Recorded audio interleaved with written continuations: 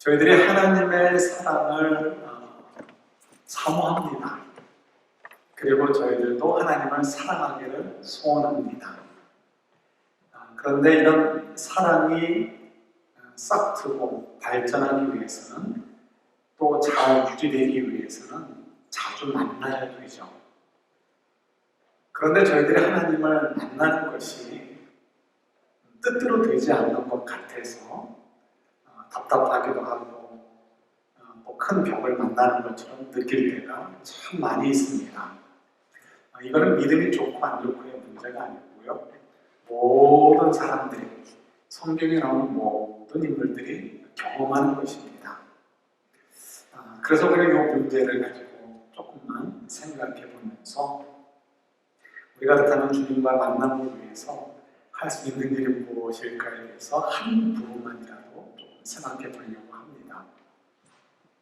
그러기 위해서 우리가 중요한 부분을 좀 짚고 넘어가야 되는데 그것을 위해서 우리 조금 복습을 좀 해보도록 하겠습니다.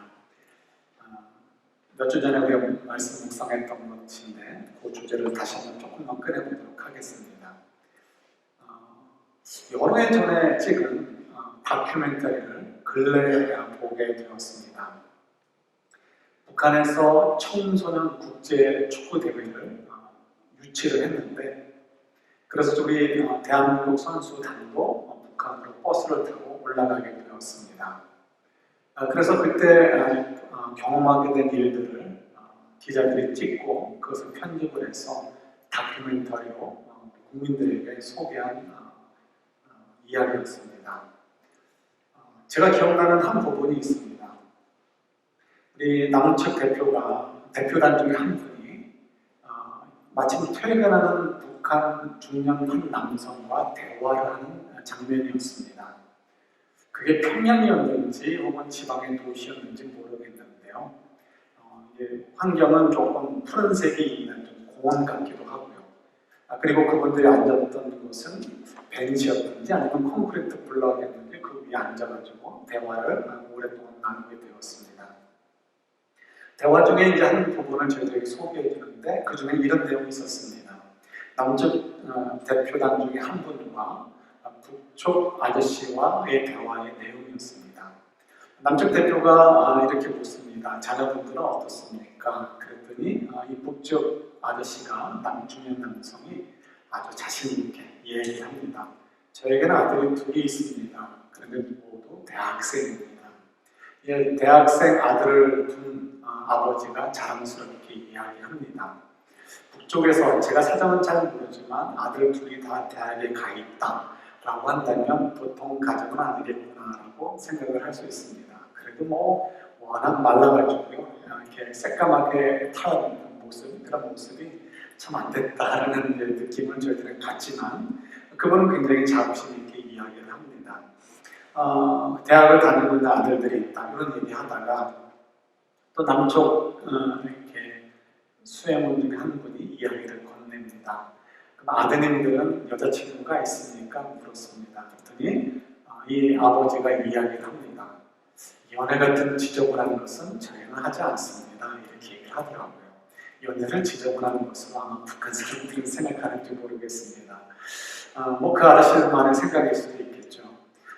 그러니 우리는 당장 궁금한 것이 있죠. 연애가 지저분한 것도 아니지만 연애 없이 어떻게 이성을 만날 수 있고 결혼할 수 있겠는가? 당연히 남은 측 수행원도 그런 생각을 가질 수 있죠. 그래서 질문했습니다. 그러면 어떻게 아드님들이 결혼할 수 있습니까? 그랬더니 이 아버지가 쿨하게, 우리 식으로 쿨하게 대답을 합니다. 아버지와 어머니들끼리 만나가지고 서로 재보고 이야기해보고 이게 맞겠다 싶으면 이 사람으로 결정을 한다는 거죠. 그러니까 부모님들이 서로 결혼할 대상을 결정해 준다는 것입니다. 당당하게 얘기를 합니다. 또 남쪽 분이 얘기를 합니다. 그러다 혹시라도 아드님들이 부모님들이 결정을 해준 아가씨들의 마음에 들지 않는다고 하면 어떡하겠습니까? 그러던 역시도 쿨하게 대답을 합니다. 그러면 자식이 아니죠. 이렇게 얘기를 하는 거죠. 이게 보편적인 북한의 문화인지 모르겠지만 어쨌든 그분은 그렇게 얘기를 했습니다. 그 얘기를 들으면서 그런 생각이 들었습니다. 옛날 조선시대의 이야기 같다는 생각이 들기도 하면서요. 혹시라도 그런 문화 속에 있더라면 내가 평생을 사랑하고 사랑해야 될 사람에 대해서 누가 내가 아니고 다른 사람이 결정을 해서 그 사람을 나에게 갖다 놔도 내가 마음을 조금 열어볼 가능성이 더 크겠구나 이런 생각을 가져보았습니다. 문화 자체가 그렇다고 한다면 자기도 그 문화의 수긍이 어느 정도 되어 있을 것이고요. 그래서 내가 평생을 사랑할 사람, 그냥 가정을 이끌고 결혼하고 애 낳고 사는 것만이 아니고요. 진짜 사랑할 사람, 때론 싸우고 미워하고 눈물을 흘려도 내 생명까지 아끼지 않고 사랑할 사람, 그 사랑하는 사람을 결정하는 일을 다른 사람이 해줬어도 그나마 그래도 마음 오픈할 그런 배경은 되겠구나 하는 생각을 가졌습니다. 그럼에도 불구하고 아무리 문화가 그래도 사랑이라는 것은 그것으로 다 되지 않는 것을 압니다. 결혼은 그냥 할 수 있죠. 그러나 사랑이라는 것은 자기의 감정이 발동이 되지 않으면 스스로 자원하는 마음이 있지 않으면 사랑할 수 없다는 것을 저희들이 잘 알고 있습니다. 그래서 우리 사랑이라는 것은 얼마나 이 자원하는 마음, 자발적인 생각이 중요한가 우리가 잘 알고 있죠. 우리 속담에 이런 말이 있습니다. 10번 찍어서 안 넘어갈 나무가 없다. 우리가 어떤 고를 가지고 있으면 최선을 다해서 열심히 뛰면, 노력하면 그 고를 성취할 수 있는 가능성이 높아진다는 것을 이야기합니다. 절대로 그대로 되지는 않습니다. 그죠? 사람도 마찬가지죠. 10번 찍어서 안 넘어가는 사람이 어딨어? 찍어. 젊었을 때 친구들 사이에서 그런 말을 하기도 했습니다. 그러나 안 넘어가는 나무는 안 넘어갑니다. 그래서 또 다른 속담이 있죠. 올라갈 수 없는 나무는 어떻게 하라? 쳐다보지도 마라. 이렇게 그런 말도 있습니다. 사랑의 관계는 더 명확합니다. 10번 찍어서 넘어가는 남성과 여성도 있겠지만 절대로 넘어가지 않는 여성과 남성도 있습니다. 그래서 사랑이라는 건 다른 것도 마찬가지지만 이 두 속담만 가지고도 밸런스를 정확하게는 몰라도 지혜롭게 잘 맞춰가는 것은 굉장히 인생에 있어서 지혜로운 부분이 될 수 있습니다. 하나님께서 왜 우리에게 자유의지를 주셨을까? 우리가 잘 아는 거죠. 사랑은 자원하는 마음이 없이는 되지 않습니다. 하나님과 우리의 사랑의 관계, 하나님께서 다 결정해 놓으시고 너는 날 사랑해야 된다라고 말씀하시고 자유의지를 주지 않으셨다면 우린 기계처럼 하나님을 사랑할 수 있을지 모르겠습니다. 그러나 그 사랑의 관계는 딱딱한 관계로 머물러 있을 것입니다. 창조적인 능력, 폭발적인 능력, 내 생명까지도 아끼지 않고 드릴 만한 그런 감동적인 그런 놀라운 어떤 그런 깊고 풍성한 것은 생략될 수밖에 없습니다. 그래서 하나님께서 우리에게 자유의지를 주신 여러 이유, 중요한 이유가 있는데 그 중에 아주 소중한 거 한 가지는 바로 여기에 있습니다. 하나님께서 자유의지를 우리에게 주셨을 때 얼마나 위험합니까? 언제 넘어질까 여러분들. 실제로 넘어졌습니다. 아담과 하와가 넘어졌고 결국 그 결과로 우리들도 넘어지고 있고요. 그것 때문에 예수님께서 십자가를 지셔야 되는 그런 불편도 감당하셔야 했습니다. 그것을 다 하시는 하나님께서 그럼에도 불구하고 자유의지를 주신 이유는 하나님과 우리의 관계가 그저 복종과 혹은 순종 그러니까 어떤 단순하고 드라이한 관계가 아니라 정말 감정이 움직이고 우리 자발적인 마음이 막 솟구치는 그런 폭발력이 있는 사랑의 관계를 원하셨기 때문에 자유의지를 우리에게 허락하셨다는 것을 확인해 보았습니다. 자, 이 생각을 가지고 오늘 이야기를 좀 들어가 보려고 합니다. 하나님께서 이만큼 우리와의 사랑의 관계를 순응하게 해주시고 사랑하기를 원하십니다. 그렇다면 우리도 하나님을 사랑하고 싶습니다. 그런데 왜 힘들까요? 여러 이유가 있는데 그 중에 하나는 우리가 만나고 싶을 때 하나님을 만나지 못하기 때문에 그렇습니다. 우리가 하나님을 느끼고 싶을 때 하나님을 느끼지 못하기 때문에 그렇습니다. 다른 말로 얘기한다면 하나님의 임재를 경험하고 싶은데 그때 하나님이 우리 속에 임재해주지 않으시기 때문에 답답하고 그때마다 우리가 하나님이 나를 사랑하지 않으시나 이런 속에서 좌절감을 느끼기도 합니다. 마치 광야길을 걷는 것과 마찬가지인 거죠. 참 저희들이 이해하기 어렵습니다. 하나님이 우리를 사랑하신다면 우리가 하나님을 만나기를 원하실 때마다 우리를 만나주셔야 되는 거 아닙니까? 우리가 말씀을 묵상합니다. 기도의 시간을 갖습니다. 그때마다 하나님께서 우리에게 감동을 주시고 은혜를 채워주시면 얼마나 좋겠습니까? 그러나 그러지 않을 때가 훨씬 많이 있습니다.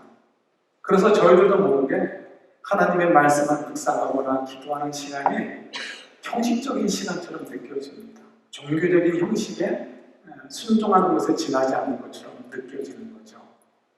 그래서 저희들도 모르게 어느덧 하나님과의 만나는 시간이 멀어져 버리고요.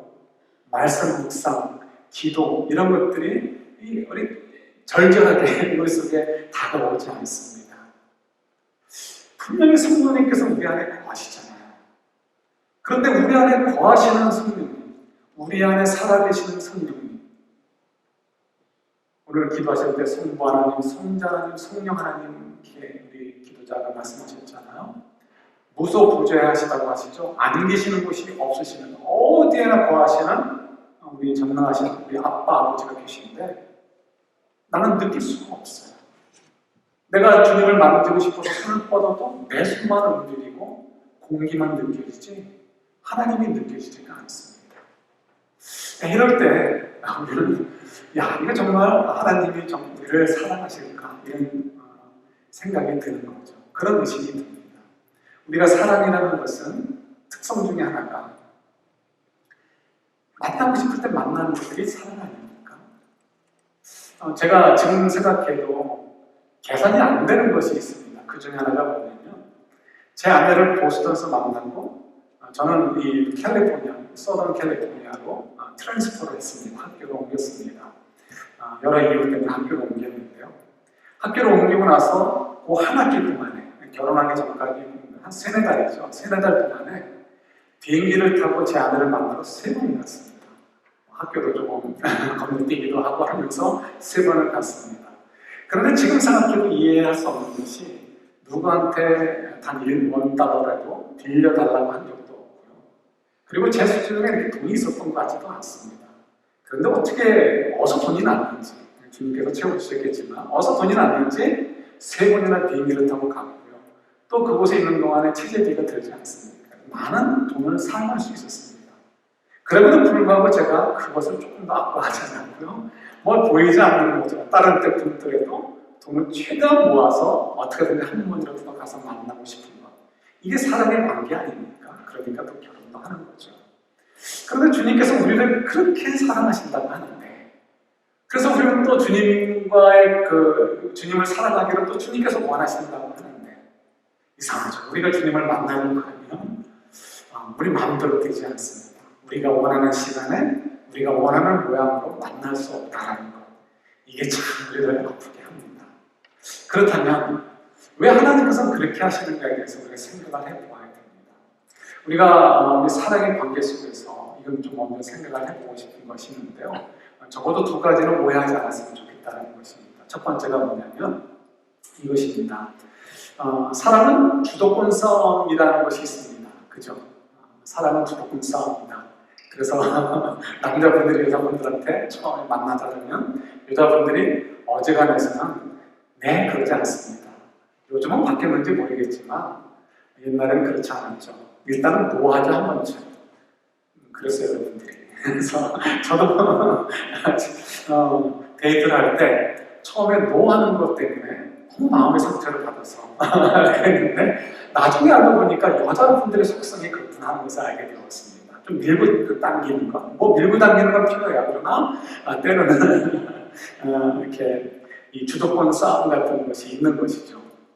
그래서 결혼한 다음에도 어떤 일에 있어서 누가 주도권을 잡느냐 그것 때문에 신경전을 벌이기도 하고 부부싸움을 하기도 하고 하기도 합니다. 예배는 주도권 싸움, 하나님께서 우리와의 사랑의 관계 속에 이 주도권을 잡고 싶으셔서 때로는 우리를 만나주지 않으시는 걸까라고 우리는 생각할 수 있습니다. 우리 인간 세계 속에서 우리가 살고 있기 때문에 그렇죠. 그러나 생각해 보십시오. 인간 세계 속에서도 사랑의 관계 속에 주도권을 싸우는 것은 두 사람이 비슷한 경우일 때 그렇습니다. 우리가 부모님들이 어린 자녀들, 컸을 때는 좀 주도권 싸움이 좀 필요한 것 같아요. 그러나 어렸을 때는 이 꼬맹이 데리고 주도권 싸움하지 않습니다. 무조건 주는 자녀입니다. 그걸로 통합니다. 그죠? 하물며 하나님과 우리 창조주와 먼지만 못한 이 피조물 사이에 하나님께서 굳이 주도권 싸움할 이유가 있습니까? 전혀 없으십니다. 그러니까 우리가 생각하는 대로 주도권 싸움입니까? 예, 그 전혀 아닙니다. 또 두 번째로 생각할 것이 있습니다. 두 번째는 그렇다면 이런 생각부터 갖는 것은 당연한 이유 생각입니다. 하나님께서 정말 나를 사랑하실까? 하나님께서 정말 하나님의 백성들을 사랑하실까? 에 대한 의문을 가져볼 수 있습니다. 말로만 사랑하신다고 하시고 실제로는 우리를 혹은 나를 사랑하시는 것은 아니지 않을까 생각이 들 수 있습니다. 그럼 어떻게 될까요? 확인해 봐야 되겠죠. 요한일서 4장 10절 말씀 한번 같이 보도록 하겠습니다. 요한일서 4장 10절 말씀 같이 봤습니다. 사랑은 여기에 있으니 우리가 하나님을 사랑하는 것이 아니요 오직 하나님이 우리를 사랑하사 우리 죄를 위하여 화목제로 그 아들을 보내셨음이니라. 예, 그러니까 우리가 하나님을 사랑하는 것이 아니고요. 우리는 뭐 하나님의 사랑이 필요한지 아닌지도 몰랐던 사람들인 거죠. 그런데 하나님께서 우리를 먼저 사랑하셨죠. 그래서 우리를 위해서 예수님께서 이 땅에 오셨습니다. 우리를 사랑하시기 위해서 하나님께서는 복생하신 아들조차도 아끼지 않으셨다고 말씀하시죠.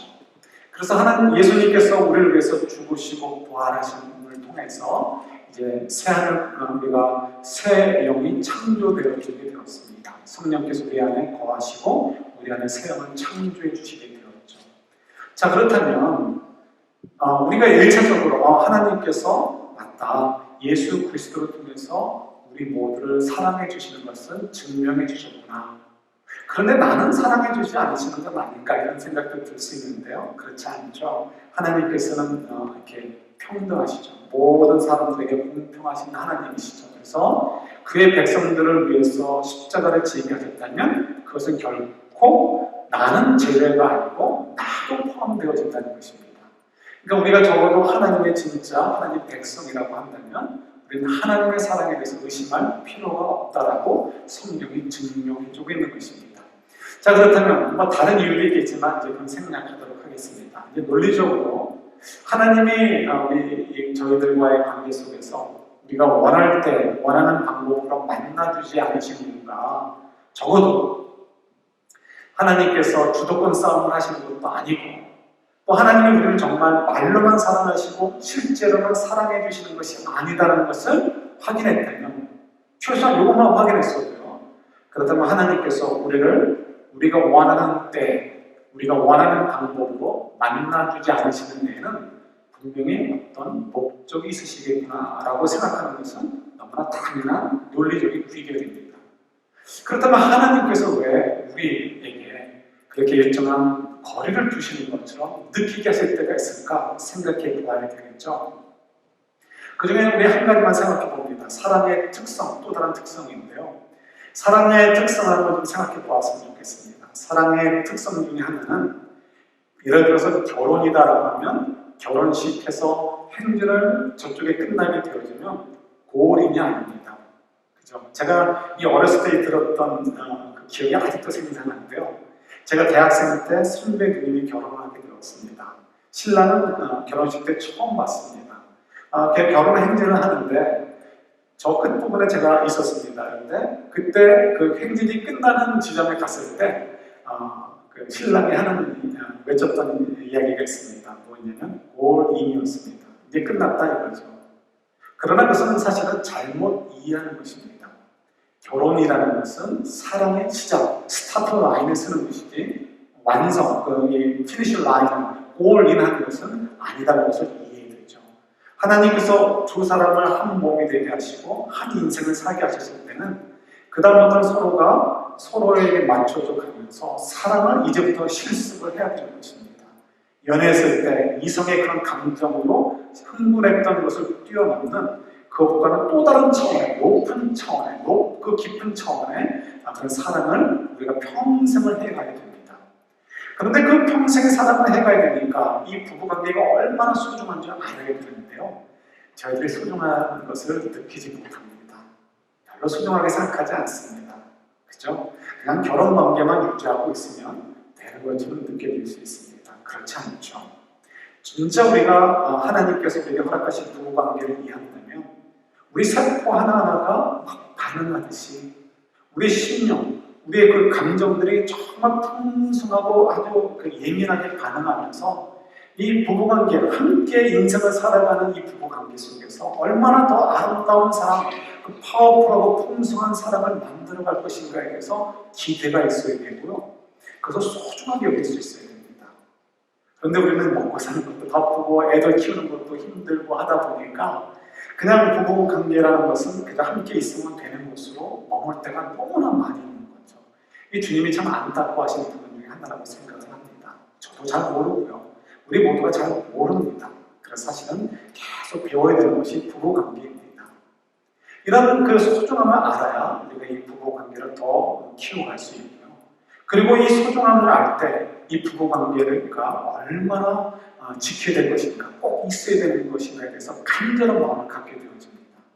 이 소중한 마음과 간절함이 있을 때 그 사랑의 관계가 더 풍성해지고 든든하고 건강할 수가 있죠. 하나님께서 원래 창조하셨던 그런 모습들, 그런 열매들을 맺을 수 있습니다.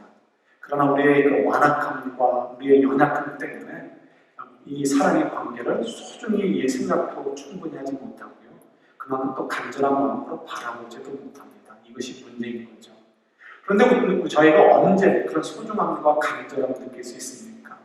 사랑하는 사람을 떠나보냈을 때, 혹은 내가 만나고 싶을 때 만나지 못할 때, 내가 대화하고 싶을 때 대화하지 못할 때, 그때 가서야 야, 이렇게 소중한 분이 있었는데 내가 몰랐구나 생각하게 되어지죠.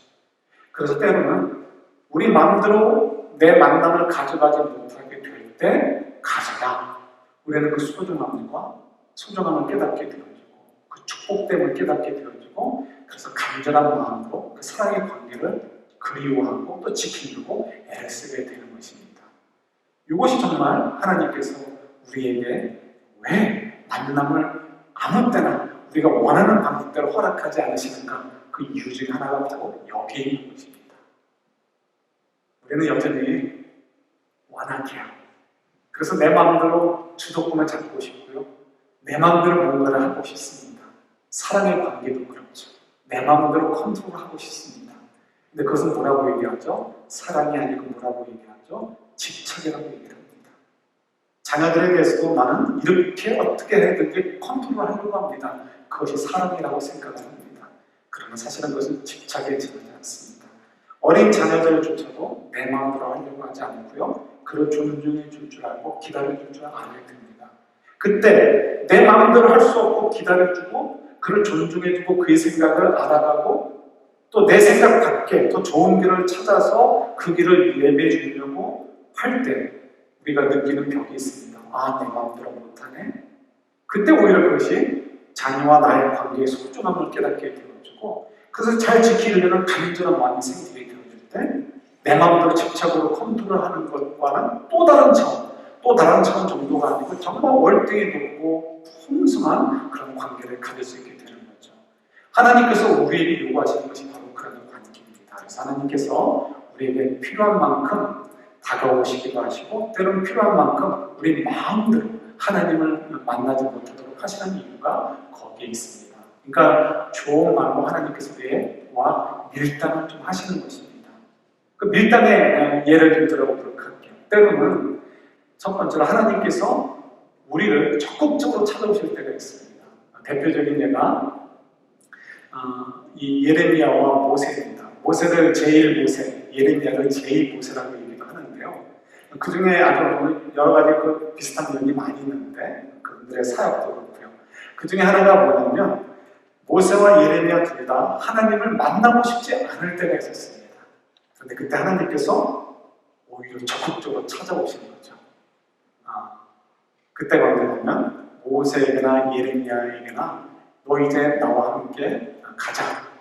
내가 너에게 사명을 맡길 테니까 그 사명을 섬겨라라고 말씀하실 때였습니다.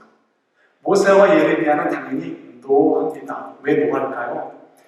뻔히 보이거든요. 이거 순종했다가는 고생길이 열리게 될 것이다. 이거 뭐 하루 이틀 고생할 것도 아니고 수십 년을 고생해도 이거 끝나지 않을 것 같아. 이런 생각이 딱 드는 거죠. 그래서 노합니다. 그러면서 그분들이 얘기했던 핑계것도 똑같습니다. 모세나 예레미야가 뭐라고 얘기하죠? 우리는 뭘 잘못한다? 말을 잘못합니다 라고 얘기합니다. 물론 그분들이 우리는이라고 얘기하지 않았겠죠. 모세는 나는, 또 예레미야는 나는 말이 어눌해서 말을 잘 못합니다. 그러니까 다른 사람한테 가서 찾아보세요. 이런 식으로 얘기를 하게 되는 것이죠. 그럼 하나님께서 그들과의 만남을 거기서 포기하지 않으시죠. 그들은 도망가고 싶고 하나님과의 만남을 거부합니다. 그래도 그럴 때가 있잖아요. 그때 하나님께서 팍 붙잡으셔서 만나주시고 만남을 통해서 말씀해 주시고 말씀을 주심을 통해서 그들의 삶이 변하도록 하시죠. 우리들에게도 그렇게 역사하십니다. 그런데 저희들은 싫어야 할 때가 많이 있죠. 그러나 우리가 싫어해서 될 게 아니라는 것을 우리가 잘 알고 있습니다. 이와 같이 하나님께서 적극적으로 찾아오실 때가 있고요. 또 반대로 하나님께서 적극적으로 아주 선을 그어볼 때도 있습니다. 예를 들어서 에스겔서 우리 한번 같이 보도록 하겠습니다. 에스겔서 8장 18절 말씀 같이 한번 세 번역으로 준비했는데 같이 보도록 하겠습니다. 그러므로 나도 이제는 내 분노를 쏟아서 그들을 불쌍히 여기지 않고 조금도 가볍게 여기지 않겠다. 그들이 큰 소리로 나에게 부르짖어도 내가 그들의 말을 듣지 않겠다. 이 말씀은 지금 유대인들이 포로로 끌려가서 있는 상황입니다. 나라가 멸망하지 않고 유다 땅이 멸망하지 않고 자기들도 속히 돌아가기 위해서 기도하고 있었습니다. 나라를 위해서 기도하고 자기들도 다른 욕심 아니고요. 돌아가서 하나님 잘 섬기고 싶습니다. 그렇게 도와주세요라고 기도하던 때였습니다. 언뜻 보면 너무나 당연한 기도고 하나님이 들어주셔야 되는 거 너무나 당연한 것 아닙니까? 그런데 하나님께서 뭐라고 얘기하신다고요? 기도하지 말라라는 거예요. 너희들이 아무리 부르짖어도 들으시겠다 안 들으시겠다? 안 들으시겠다는 거예요. 이상하지 않습니까? 이유가 있습니다. 두 가지만 생각하면 첫 번째는 이 앞부분에 나오는데요. 지금 유대 사람들이 이와 같이 어려운 일을 당하는 이유는 그들의 죄 때문이었습니다. 나중에 한번 찾아보시고 어떤 죄가 있는지 하나님이 이 에스겔을 환상 중에 예루살렘 성전으로 이동시키시는데 그때 보여주신 것을 여러분들이 읽어보시면 이해가 될 수 있습니다. 하나님 앞에 범죄했기 때문에 하나님께서 내가 지금 너희들을 만나주지 않겠다. 기도해봐도 소용없으니까 기도할 필요도 없어. 이렇게 말씀하시는 거죠. 두 번째 이유가 있습니다. 두 번째 이유는 그보다 더 큰 이유입니다. 그 큰 이유가 굉장히 중요합니다. 그것은 저희들에게도 그대로 다 적용이 되기 때문에 그렇습니다. 이스라엘 백성들, 유다 백성들은 얼른 나라가 회복되어지고 다시 유다 땅으로 돌아가는 것이 당연히 하나님의 복을 누리는 사람들이 가야 될 길이다라고 생각을 했습니다. 그래서 기도하죠. 근데 하나님의 계획은 그렇지 않았습니다. 하나님의 계획은 그들을 거기에 두는 것이었습니다.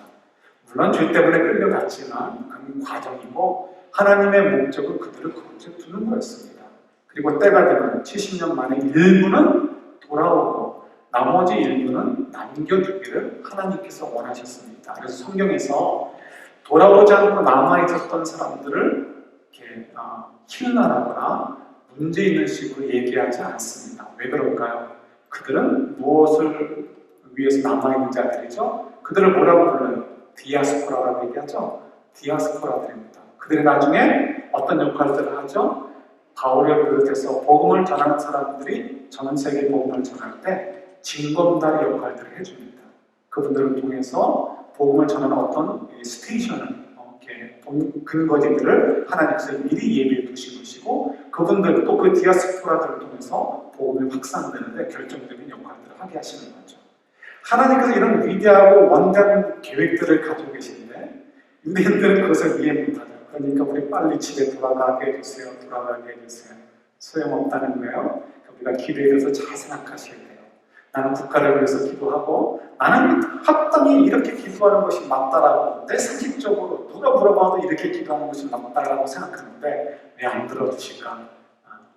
이 두 가지만 생각하셔도 우리가 기도를 어떻게 될 것이냐 다시 한번 더 깊이 생각해 볼 수 있게 만들어 주십니다. 또 그 다음에 우리 욥기서를 준비했는데요. 마침 이게 떠 있군요. 욥기서 30장 19절 20절 말씀 또 세 번역으로 준비했습니다. 같이 읽겠습니다. 하나님이 나를 진흙 속에 던지시니 내가 진흙이나 쓰레기보다 나을 것이 없다. 주님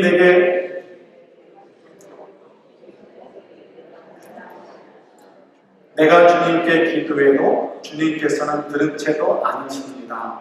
이런 경우는 에스겔서와 좀 다른 점이 있습니다. 에스겔서는 하나님께서 대놓고 거리를 두신 것이고요. 요즘 욥기서 같은 경우는 현실, 일상의 삶에서 경험한 것을 통해서 그 과정을 통해서 뱉어지는 고백이죠. 경험을 통해서 나오는 고백입니다. 이런 욥기의 고백 같은 경우도 우리가 많이 고백하지 않습니까? 몇 번이다라고 얘기를 할 수 없어도 우리가 이런 고백을 할 때가 있습니다. 그러나 이런 경우도 우리가 잘 이해하셔야 됩니다. 욥은 잘 알지 못해서 이렇게 하나님께 버림받았다라고 생각했는지 모르겠습니다. 그러나 욥은 사실 하나님께서 거룩하게 사용하고 있었던 하나님의 종이었습니다. 욥을 통해서 하나님께서 뭘 증명해 보이시는 거죠? 적게 잡아도 두 가지를 증명해 주십니다. 첫 번째는 세상적인 복을 받아야만 하나님을 사랑하고 하나님을 믿는 것이 아니다라는 것을 보여주시는 거죠. 사단이 그걸 가지고 시기를 걸었는데 이것은 악한 사람들이 누구나 가질 수 있는 것입니다. 그러나 욥을 통해서 하나님께서 증명해 주고 싶으신 것, 또 우리도 그런 증명을 하기를 원하시는 건 뭐죠? 우리는 이 세상에 축복을 받아야만, 복을 받아야만 하나님을 믿는 것이 아니고 그것이 없어도 하나님의 사랑과 은혜는 그 영생이라는 것은 이 세상의 것들을 정말 배설물 만큼으로 여길 만큼 아무것도 아니라는 것을 알기 때문에 우리는 하나님의 사랑이라는 것을 보여주기 위해서 존재하는 것이고 욥도 그런 역할을 하고 있었다는 것입니다. 이해되시죠? 이게 우리 인생인 거예요. 또 두 번째는 그러기 때문에 지금 이 욥은 하나님께서 이런 이야기를 통해서 그때 당시 사람들이나 지금 이르는 사람에게까지도 진정한 하나님의 복이 무엇인지를 얘기하면서 우리 인생이라는 것은 그런 것을 증명해주는 인생들이다라는 것을 우리에게 가르쳐주는 것입니다. 그러니까 이번 몰랐어도 하나님께서 그를 통해서 얼마나 위대한 메시지를 지금 선포하고 있고 이번 자기는 몰라도 그 메시지를 선포하는 데 귀하게 사용되어지고 있었다는 것을 있었던 것이죠. 저희들도 마찬가지라는 것입니다. 자, 그러니까 이제 이런 이야기를 통해서 하나님께서 거리를 멀리 할 때도 있지만 또 한편으로는 또 이렇게 우리에게 적극적으로 다가오실 때도 있다는 거죠. 자, 중요한 것은 이걸 우리가 조정할 수 없다는 것입니다. 하나님과의 만남을, 하나님의 임재를 느끼는데 어떤 방법, 결정되어 있는 어떤 방법, 좋은 방법이 따로 있는 것이 아니다라는 것을 우리가 이제 이해를 하셔야 됩니다. 이건 너무나 명백한 거죠. 그래서 우리가 어떻게 하면 좋을까? 우리는 하나님을 만나고 싶은데 매일 말씀 묵상을 하거나 기도 시간을 통해서 그때마다 그냥 형식적으로 뱉는 것처럼, 형식적으로 읽는 것처럼 느껴지지 않고 말씀이 정말 주께서 나에게 주시는 은총을 들리고 싶고 또 기도를 통해서 하나님께서 내 삶에서 어떻게 하기를 원하시는지를 알려주시고 그때 순종하게 될 때 홍해도 갈라진 것들을 경험하고 싶은데 어떻게 하면 그런 기도의 시간을 가질 수 있을까? 이게 참 우리 모두의 고민입니다. 이걸 잘못하면 거리만 멀어질 수 있기 때문에 그렇죠. 그러나 불행하게도 여기에 대한 어떤 답은 있습니다. 그러나 우리가 한 가지 조금 힌트를 얻은 부분이 있습니다. 필립 얀시의 책 가운데 내 안에 하나님이 없다라는 책이 있습니다. 그 중에 한 부분을 준비했습니다. 한번 같이 읽어보도록 하겠습니다. 같이 읽지 않고 제가 읽을 테니까 여러분들 한번 따라와 보셔요. 제가 혼자 읽으면 여러분들 이렇게 머리에 잘 안 들어오실 것 같아서 준비했습니다. 나는 자유하신 하나님을 내 마음대로 통제할 수 없다. 내가 할 수 있는 일이란 그분을 만나기에 적절한 환경 속에 나 자신을 두는 것뿐이다. 나는 죄를 고백하고 장애물을 제거할 수 있고 나의 삶을 깨끗하게 하고 기대하는 마음을 품을 수 있다. 더 나아가 고독과 침묵 속에서 기다릴 수 있다.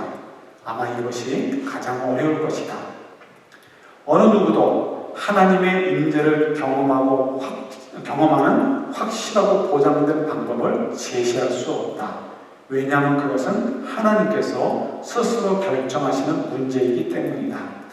고독과 침묵은 조금이나마 미세한 하나님의 음성을 듣기에 적합한 환경을 제공한다.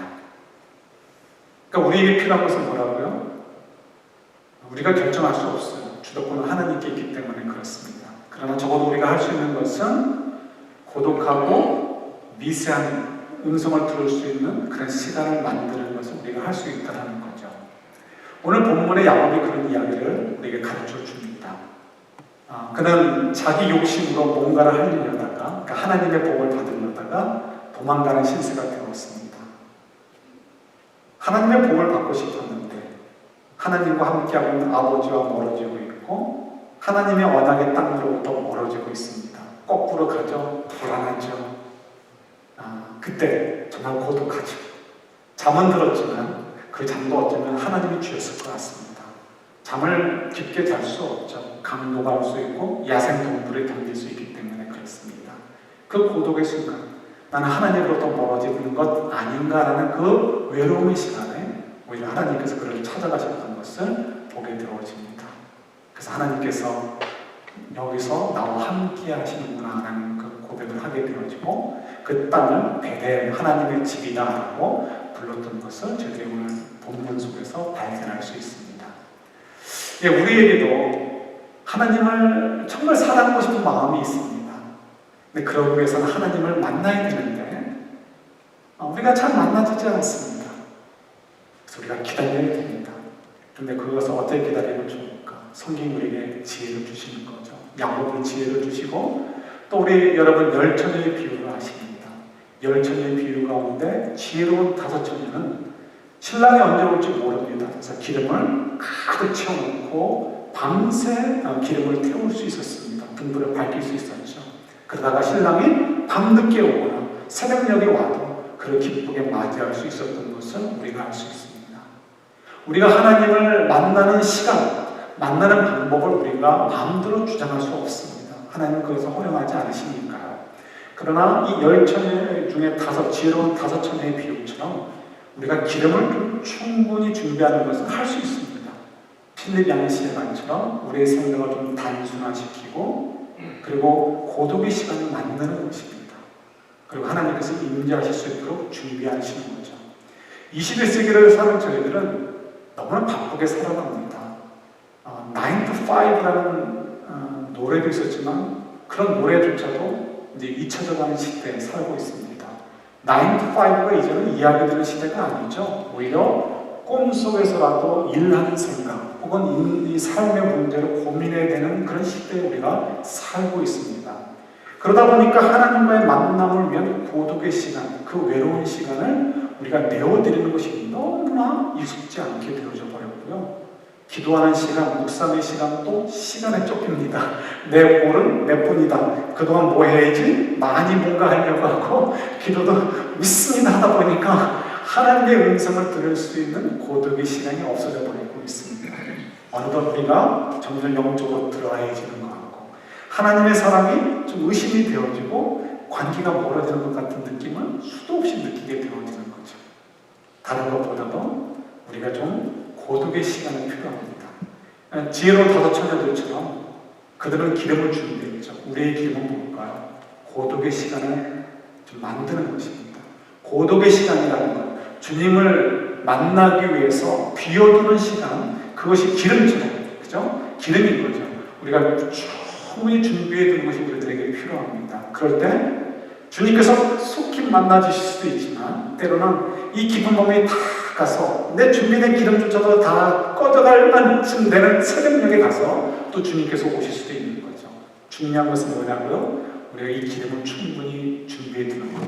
그러니까 저희들이 시시때때로 하루에 한 번도 아니고요. 시시때때로 자꾸만 고독의 시간, 주님과 만남을 가질 수 있도록 내가 다른 생각들을 단순화시키고 그저 주님을 사모하는 마음, 이 사랑의 관계를 소중하게 여겨서 간절한 마음으로 주님과의 만남을 사모하는 마음을 갖게 될 때, 그때 어느 순간 주께서 우리에게 또 찾아오셔서 우리 속에 감동을 주시고 우리의 그 은혜의 물결 속에 담궈 주시고 우리가 말할 수 없는 그 기쁨과 행복으로 가득해서 오늘 찬양했던 것처럼 성가대 사랑처럼 세상 사람들에게 이 하나님의 놀라운 사랑을 외칠 수 있는 존재들로 만들어 주실 것입니다. 여러분, 이것을 경험할 수 있는 이 만남을 위해서 이 고독의 기름은 한껏 준비해놓고 그리고 기다릴 수 있는 저희들, 그리고 주님의 임재를 경험하는 이 한 주간이 될 수 있기를 우리 주님의 이름으로 축원합니다.